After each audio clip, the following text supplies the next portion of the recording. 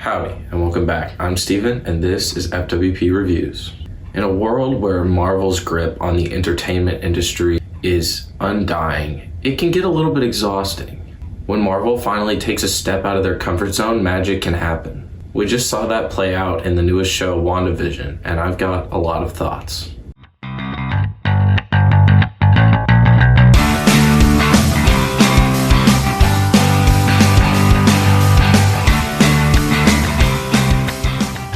In WandaVision, we see several decades of sitcoms played out with Vision and Wanda as the main characters. There's a sinister and mysterious air and a sort of vagueness about what's really going on, though. After a tense and action-packed 8 weeks, the show has finally ended. What follows is my spoiler review of the new series WandaVision. Let's dive in.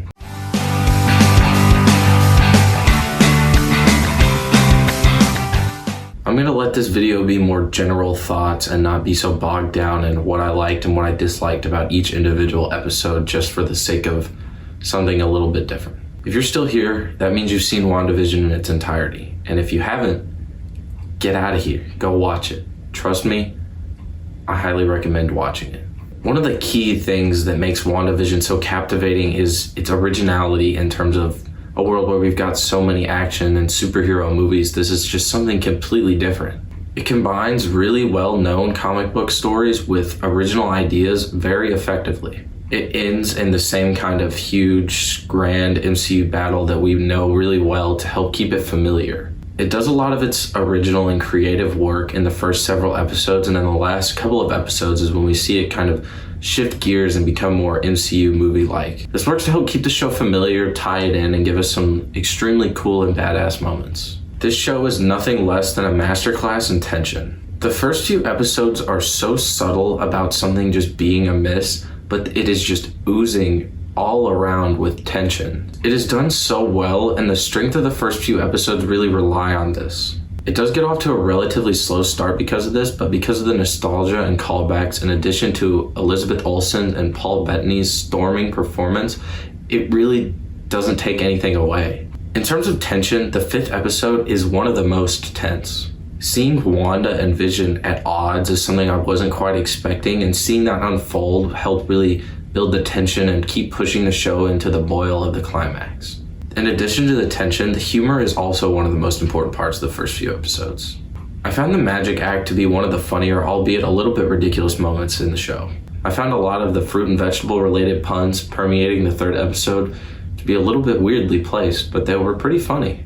One of the most charming things about this show is its commitment to detail. We see a lot of this attention to detail in the way that the different decades of sitcoms are calling back to a lot of different shows. We see this play out in direct references as well as actual theme songs that are playing out as well. I found all of that to be really engaging. I found the episode to be loosely related off The Office to be one of my favorites because of the theme song and the jokes relating to it as well as the references. This is probably because The Office is one of my favorite shows, and it was just really fun to see that. So I can imagine how somebody who likes one of the other shows an episode is based off of seeing that and going, oh, this is based off one of my favorite shows. And I really think that that gives it a ground for a wider base of fans, as well as bringing them all together in name of TV history under the Marvel roof. In addition to that, seeing the beautiful aspect ratio changes throughout the show, as well as between the 2nd and 3rd episode when we see the transformation to color, it was just really beautiful to watch. This Disney Plus show engineered a lot of itself around history because we're entering a new era of the MCU, and I found that to be really effectively done. I find it utterly bizarre how this show really just started out kind of fun, fine and dandy, and pretty goofy overall. We had some fun theme songs, etc., etc. And then by the end, it's just hitting you over the head with pure and utter pain. The last 2 episodes really broke me down, but they also fulfilled all of my desires for this show. It was so powerful to see her fill into her role as the Scarlet Witch, but traveling through the journey of grief she's had to endure to get there was so painful to watch. Seeing the death of her parents, the experimentation, and that heartbreaking conversation between her and Vision after her brother's death, that shit hurt. After that, we see the now infamous "I can't feel you" line play out, and fuck, that hurt too. It is then revealed after so long that this is ultimately a spawn of Wanda's grief, and it rings so well with the themes that we're seeing played out in this show, as well as the themes we've been seeing play out against this character's story the entire time she's been in the MCU. Another fun thing about this show was the group outside of the Hex. All three of these characters brought a lot to the table. Seeing Jimmy Woo learn the card trick was something I didn't know I needed, but it was just so funny and well done. Darcy Lewis returning after many, many years was something who would have expected, but it worked really well in the context of the show as well. The two of them and Monica combined to make a really funny and effective team. A long list of additional things I loved about the show. The sheer power we see Wanda wielding and using in this show is breathtaking. I love Scarlet Witch's new costume. I enjoyed seeing the twins from the comics and seeing their powers set up, and I'd be really excited to see if they ended up joining the Young Avengers in the near future. As soon as the White Vision was revealed, I knew all I wanted was to have a conversation similar to how Vision and Ultron had a conversation standing in the woods at the end of Age of Ultron. Their conversation in the library was a little bit different, but it had the exact same vibes, and it was exactly what I was looking for. Seeing Evan Peters come back, although it was for a boner joke, was a really cool reference, and I really enjoyed just seeing him because he's a great actor, and him being in the show worked out really well.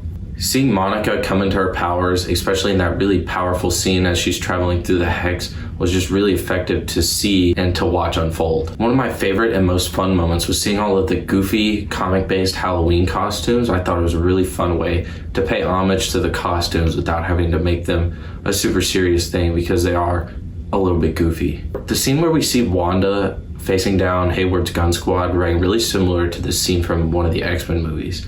It seemed pretty much like a direct reference, and it was really enjoyable to watch. My complaints about this show are limited, but there are a couple. Hayward as what he was before was something I wasn't really looking forward to, because the idea of the leader of this said secret government organization being evil is something that will never be topped over what Winter Soldier did, or at least would take a lot of effort to do, and the effort wasn't there in this situation. So that already got his character off to a bad start. And then by the end, he was reduced to just a goofy, he had no effect on the outcome of the show. What was he there for other than to push the plot forward?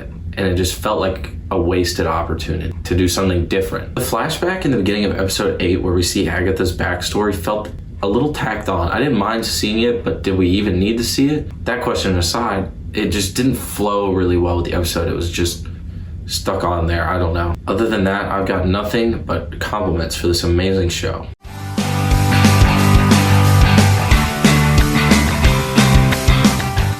This show, with little to no effort, has shown that the MCU is still going strong and has a lot in store for us. I literally cannot wait to see Multiverse of Madness after this. COVID has ruined our chances of walking straight into Doctor Strange this month like we would have, but the year off that we got completely free from any Marvel content really gave at least me some time to reflect and think about, well, where does this go in the future? Obviously, they're still going to make content if it's still making money, but can they ever get back to where they were, or have they just peaked and it's going to be downhill until the bitter end?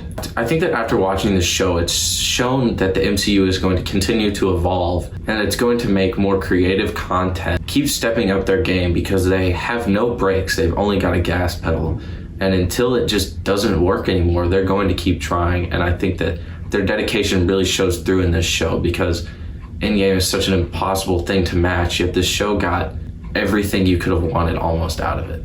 I'm excited to see them continue to branch out in their journey because of this. Falcon and Winter Soldier comes out literally next week. Black Widow comes out in a couple of months. There's just a lot to look forward to in these next couple of years, and it'll be really telling for the future.